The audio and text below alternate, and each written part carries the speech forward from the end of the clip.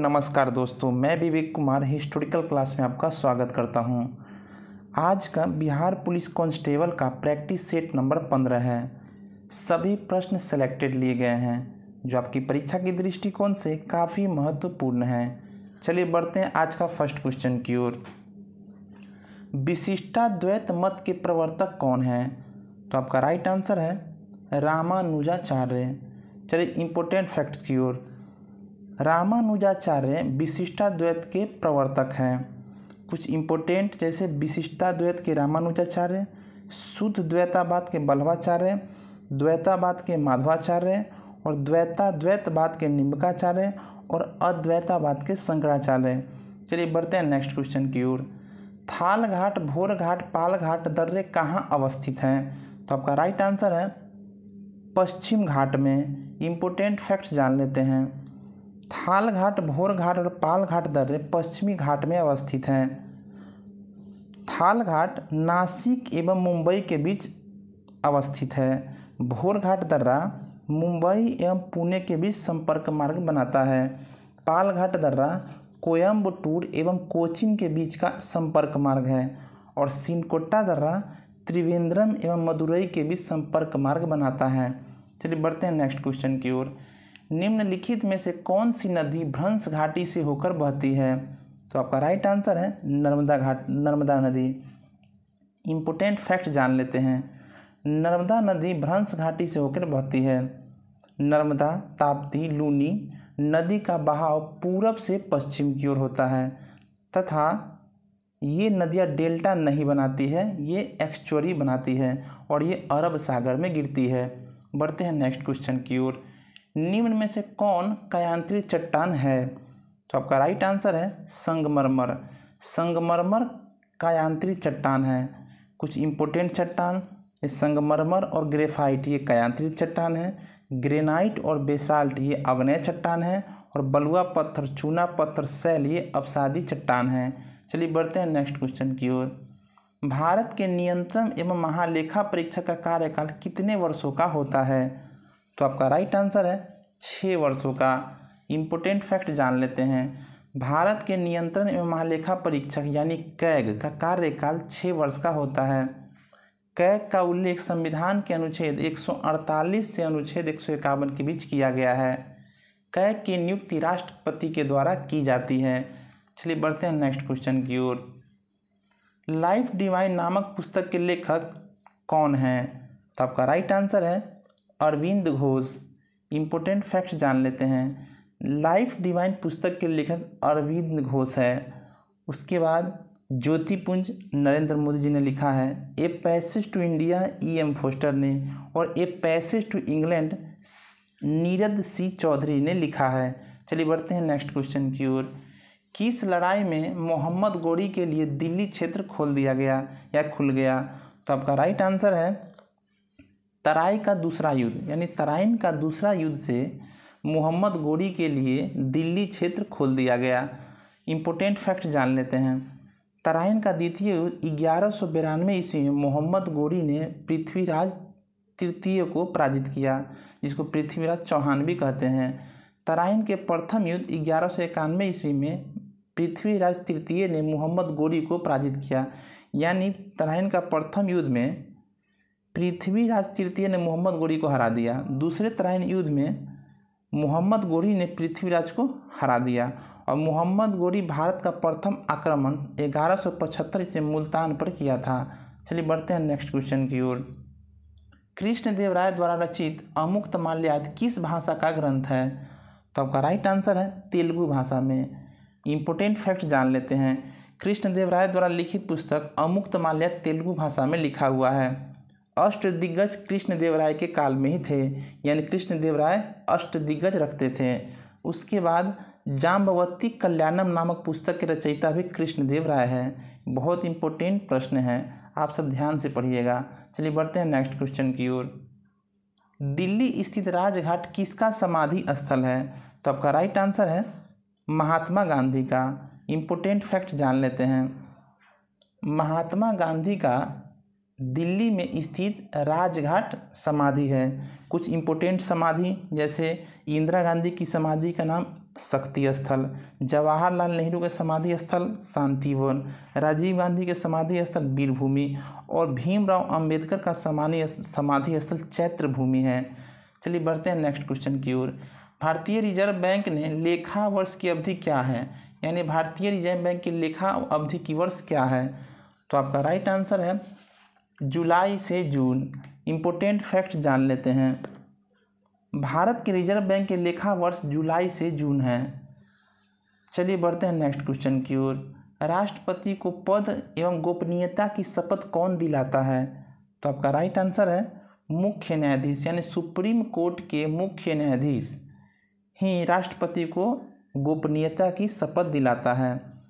चलिए important fact जान लेते हैं। राष्ट्रपति के शपथ का उल्लेख अनुच्छेद 60 में है। चलिए बढ़ते हैं नेक्स्ट क्वेश्चन की ओर। वर्तमान में संपत्ति का अधिकार एक किस प्रकार का अधिकार है? तो आपका राइट आंसर है यह एक विधिक अधिकार है। इम्पोर्टेंट फैक्ट जान लेते हैं। संपत्ति का अधिकार विधिक अधिकार का एक प्रकार है। जनता दल सरकार ने 1978 में संविधान के 44वें संविधान संशोधन द्वारा संपत्ति के अधिकार को मौलिक अधिकार से हटाकर कानूनी अधिकार के अंतर्गत अनुच्छेद 300 के क के अधीन रख दिया गया। चलिए बढ़ते हैं नेक्स्ट क्वेश्चन की ओर। किस अनुच्छेद के द्वारा 6 से 14 वर्ष तक के बच्चों के लिए शिक्षा एक मूल अधिकार माना गया? तो आपका राइट आंसर है अनुच्छेद 21 के ए में। इम्पोर्टेंट फैक्ट जान लेते हैं। अनुच्छेद 21 के ए के द्वारा 6 से 14 वर्ष तक के बच्चों के लिए शिक्षा का अधिकार मूल अधिकार माना गया है। संविधान संशोधन 86वां संविधान संशोधन द्वारा 2002 में अनुच्छेद 21 के क तथा 51 के क के द्वारा 11वां संख्या जोड़ा गया। अब मौलिक अधिकार और मौलिक कर्तव्य तथा नीति निर्देशकता तीनों में 6 से 14 वर्ष के बच्चों को पढ़ाने से संबंधित प्रावधान दिया गया है। चलिए बढ़ते हैं नेक्स्ट क्वेश्चन की ओर। कार्बन मोनोऑक्साइड तथा नाइट्रोजन गैस के गैसीय मिश्रण को क्या कहते हैं? तो आपका राइट आंसर है प्रोड्यूसर गैस। इम्पोर्टेंट फैक्ट जान लेते हैं। अगर कार्बन मोनोऑक्साइड और नाइट्रोजन को प्रोड्यूसर गैस कहते हैं। कार्बन मोनोऑक्साइड हाइड्रोजन को दोनों को मिलाने पर वाटर गैस का निर्माण होता है और कार्बन मोनोऑक्साइड हाइड्रोजन और मीथेन को जोड़ दीजिएगा तो कोल गैस बनता है। चलिए बढ़ते हैं नेक्स्ट क्वेश्चन की ओर।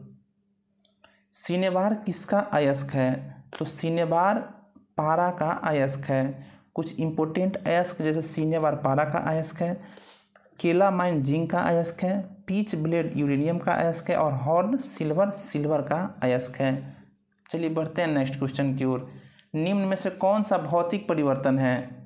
तो आपका राइट आंसर है पानी का जमना, यानी पानी का जमना एक भौतिक परिवर्तन है। इम्पोर्टेंट फैक्ट जान लेते हैं।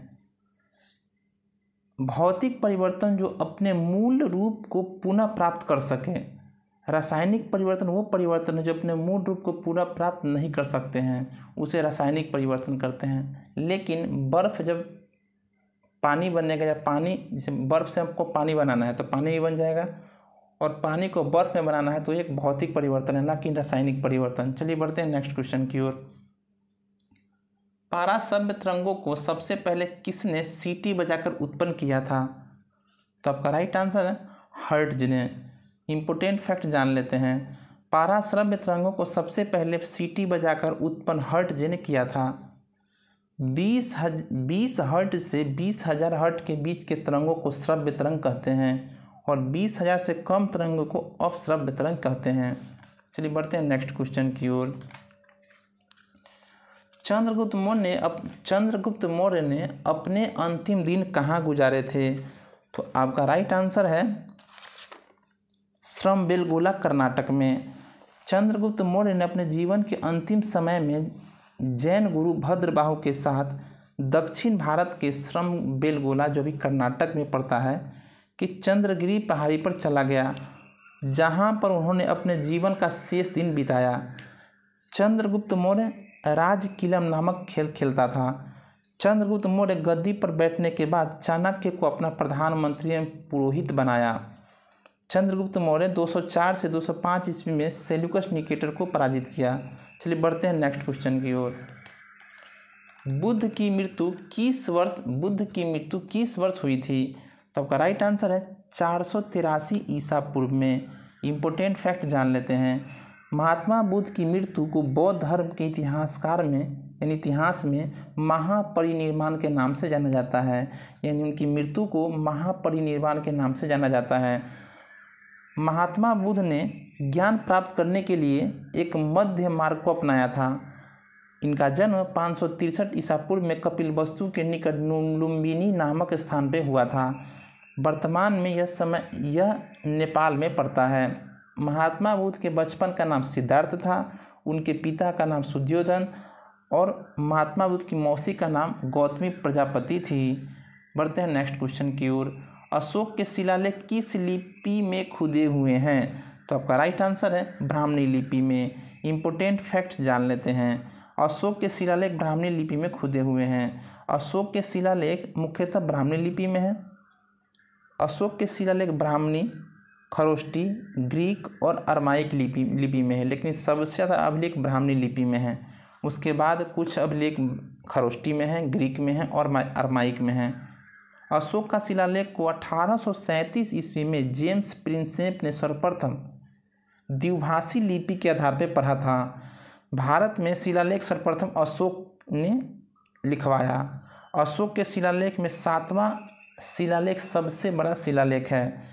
13वें बृहद शिलालेख कलिंग विजय 5वां विदेशी राजाओं का उल्लेख मिलता है। चलिए बढ़ते हैं नेक्स्ट क्वेश्चन की ओर। अन्नाईमुड़ी शिखर कहाँ स्थित है? तो आपका राइट आंसर है अन्नामलाई में। इम्पोर्टेंट फैक्ट जान लेते हैं। अन्नाईमुड़ी शिखर अन्नाईमलाई में स्थित है, जिसकी ऊंचाई 2695 मीटर है, जो दक्षिण भारत की सबसे ऊंची चोटी है। अगर आपसे पूछा जाता है कि दक्षिण भारत की सबसे ऊंची चोटी कौन है, तो अन्नामलाई। पूर्वी घाट पहाड़ और पश्चिमी घाट पहाड़ के मिलन स्थल को तमिलनाडु में नीलगिरी पहाड़ी स्थित है। इसकी सबसे ऊंची चोटी दोदा बेटा है, यानी नीलगिरी की सबसे ऊंची पहाड़ी की सबसे ऊंची चोटी दोदा बेटा है, जिसकी ऊंचाई 2637 मीटर है। यानी दक्षिण भारत की सबसे ऊंची चोटी जिसका नाम है अन्नाईमुड़ी, लेकिन उसके बाद दक्षिण भारत की दूसरी सबसे ऊंची चोटी है जिसका नाम है दोदा बेटा। ठीक है, चलिए बढ़ते हैं नेक्स्ट क्वेश्चन की ओर। हिरोशिमा पर परमाणु बम कब गिराया गया था? तो आपका राइट आंसर है 6 अगस्त 1945 को। इम्पोर्टेंट फैक्ट जान लेते हैं। 6 अगस्त 1945 को हिरोशिमा पर परमाणु बम गिराया गया था और 9 अगस्त 1945 को नागासाकी पर परमाणु बम गिराया गया। परमाणु बम किसने गिराया था? तो अमेरिका ने गिराया था। और सबसे अधिक परमाणु बम अभी किसके पास है? तो शायद अभी रूस के पास है। चलिए बढ़ते हैं नेक्स्ट क्वेश्चन की ओर। फ्रांसीसी क्रांति का नारा क्या था? तो आपका राइट आंसर है स्वतंत्रता, समानता और बंधुता थी। इम्पोर्टेंट फैक्ट जान लेते हैं। 14 जुलाई 1789 ईस्वी में फ्रांस की राज्य क्रांति हुई थी। फ्रांस में लुईस 16वां उस समय फ्रांस का राजा था और राजतंत्र 1804 ईस्वी में नेपोलियन ने स्थापित किया था। चलिए बढ़ते हैं नेक्स्ट क्वेश्चन की ओर। विश्व में सबसे बड़ा द्वीप कौन सा है? तो आपका राइट आंसर है ग्रीनलैंड। विश्व का सबसे बड़ा द्वीप ग्रीनलैंड द्वीप है। ग्रीनलैंड आर्कटिक महासागर में स्थित है।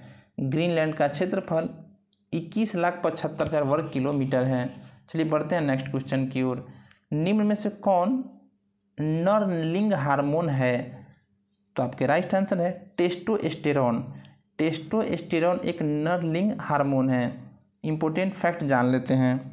प्रोजेस्टेरोन हार्मोन एस्ट्रोजन के सहयोग से स्तन वृद्धि करने में मदद करता है और रिलैक्सिन हार्मोन बच्चा पैदा करने में मदद करता है। बढ़ते हैं नेक्स्ट क्वेश्चन की ओर। लौह धातु में जंग लगने के लिए वायु में क्या होना चाहिए? तो आपका राइट आंसर है ऑक्सीजन और नमी। इम्पोर्टेंट फैक्ट जान लेते हैं। लौह धातु में जंग लगने के लिए वायु में ऑक्सीजन और नमी दोनों होना चाहिए। लोहे में जंग लगने पर उनका भार बढ़ जाता है और लोहे में इस्पात को जंग से सुरक्षित रखने के लिए उस पर जस्ते की परत चढ़ाई जाती है। चलिए बढ़ते हैं नेक्स्ट क्वेश्चन की ओर। ध्वनि की उच्चता किस पर निर्भर करती है? तो आपका राइट आंसर है आयाम पर। इम्पोर्टेंट फैक्ट जान लेते हैं। ध्वनि की उच्चता आयाम पर निर्भर करती है। तेज ध्वनि का आयाम अधिक तथा धीमी ध्वनि का आयाम कम होता है। लाउड स्पीकर से निकली हुई ध्वनि दूर तक सुनाई देती है क्योंकि इसका आयाम अधिक होता है। ध्वनि की तीव्रता बेल या डेसिबल में व्यक्त किया जाता है, लेकिन इसका एक और मात्रक फोन भी होता है। चलिए बढ़ते हैं नेक्स्ट क्वेश्चन की ओर। मेगास्थनीज ने भारतीय समाज को कितने श्रेणी में बांटा था? तो आपका राइट आंसर है 7 श्रेणी में बांटा था। इम्पोर्टेंट फैक्ट जान लेते हैं। मेगास्थनीज ने भारतीय समाज को 7 श्रेणी में बांटा था। एक पहला दार्शनिक, दूसरा किसान, तीसरा अहीर, चौथा कारीगर, पांचवा सैनिक, छठा निरीक्षक और सातवां और अंतिम सभासद। चलिए बढ़ते हैं नेक्स्ट क्वेश्चन की ओर। नालंदा विश्वविद्यालय के विनाश का कारण क्या था? तो आपका राइट आंसर है मुसलमान। इम्पोर्टेंट फैक्ट जान लेते हैं। नालंदा विश्वविद्यालय के विनाश का मुख्य कारण मुसलमान थे। नालंदा विश्वविद्यालय को नष्ट 1199 से 1202 के बीच बख्तियार खिलजी ने किया। नालंदा विश्वविद्यालय की स्थापना 436 ईस्वी में कुमारगुप्त प्रथम द्वारा किया गया।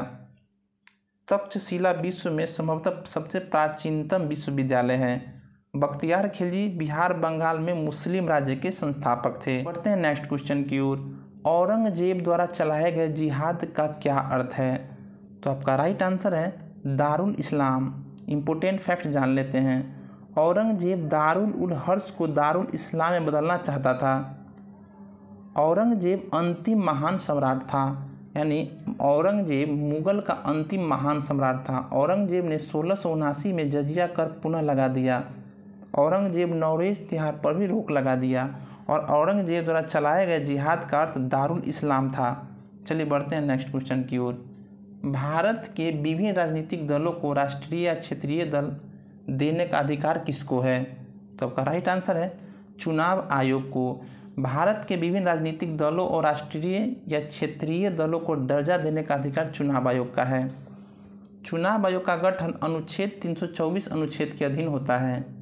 किसी दल को राष्ट्रीय दल का दर्जा देने के लिए कम से कम 4 राज्यों में कुल वोट का 6% मत प्राप्त करना होता है, अथवा लोकसभा 2% सीट कम से कम 4 राज्य में प्राप्त करने होते हैं। चुनाव आयोग राजनीतिक दलों को मान्यता देता है तथा उसको रद्द कर सकता है। चुनाव चिन्ह भी चुनाव आयोग द्वारा ही दिया जाता है। बढ़ते हैं नेक्स्ट क्वेश्चन की ओर। संघीय लोक सेवा आयोग का गठन कौन करता है? तो आपका राइट आंसर है राष्ट्रपति। चलिए बढ़ते हैं इंपॉर्टेंट फैक्ट्स की ओर। संघीय लोक सेवा आयोग का गठन राष्ट्रपति करता है। संघीय लोक सेवा आयोग के अध्यक्ष एवं सदस्य की नियुक्ति राष्ट्रपति ही करते हैं। लोक सेवा आयोग का संबंध अनुच्छेद 308 से 323 के बीच है। संघ लोक सेवा आयोग का गठन 1 अक्टूबर 1926 को किया गया था और इसकी स्थापना ली कमीशन के सिफारिश पर की गई थी। चलिए बढ़ते हैं नेक्स्ट क्वेश्चन की ओर। भाखड़ा नांगल परियोजना किस राज्य की संयुक्त परियोजना है?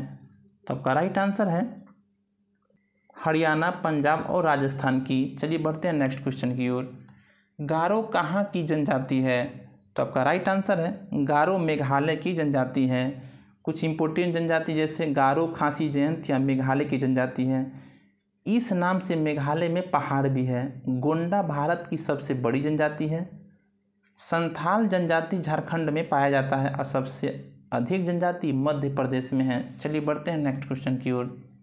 भारत का सर्वोच्च चोटी कौन है? Godwin Austen.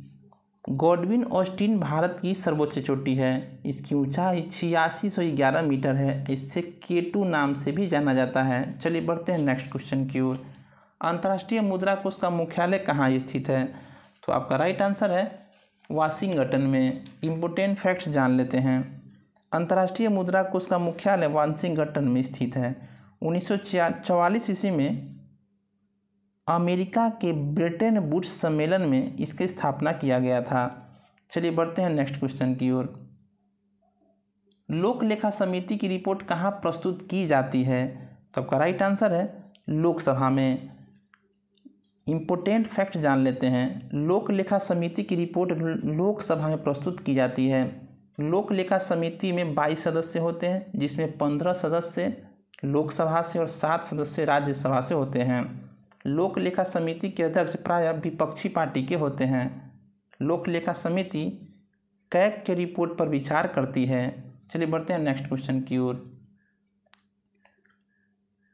लोकसभा में एंग्लो भारतीय समुदाय के लिए प्रतिनिधित्व का प्रावधान भारत के संविधान में किया गया है।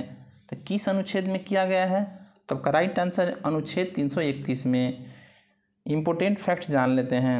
अनुच्छेद 331 के तहत राष्ट्रपति के द्वारा एंग्लो भारतीय समुदाय से 2 सदस्य चुनने की नियुक्ति की गई है, यानी अब 2 सदस्य की नियुक्ति की जाती है।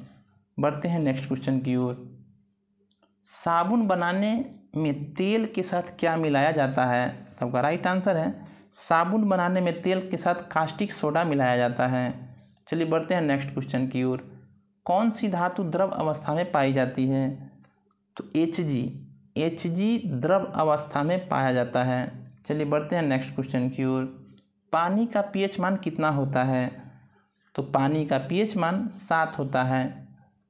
इम्पोर्टेंट फैक्ट जान लेते हैं। pH का मान 7 होता है तो उदासीन होता है, pH का मान अगर 7 से कम होता है तो अम्लीय होता है, और pH का मान 7 से अधिक होता है तो क्षारीय होता है।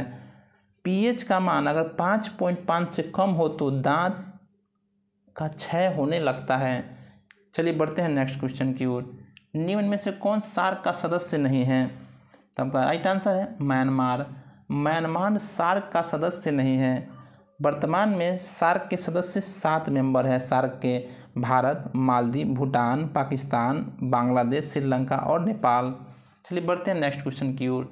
बुध के पास कितने उपग्रह हैं? तो बुध के पास 0 यानी 0 उपग्रह है। बुध और शुक्र के पास अपना कोई उपग्रह नहीं है। चलिए बढ़ते हैं नेक्स्ट क्वेश्चन की ओर। बिहार दिवस कब मनाया जाता है? तो बिहार दिवस 22 मार्च को मनाया जाता है। बढ़ते हैं नेक्स्ट क्वेश्चन की ओर। संविधान प्रारूप समिति के समक्ष प्रस्तावना का प्रस्ताव किसने रखा था? तो आपका राइट आंसर है जवाहरलाल नेहरू ने। कब रखा था? 13 दिसंबर 1946 को रखा था। चलिए आज के लिए इतना ही। अगर ये वीडियो आपको अच्छा लगे तो लाइक, सब्सक्राइब और शेयर ज़रूर करें। जब तक के लिए जय हिंद।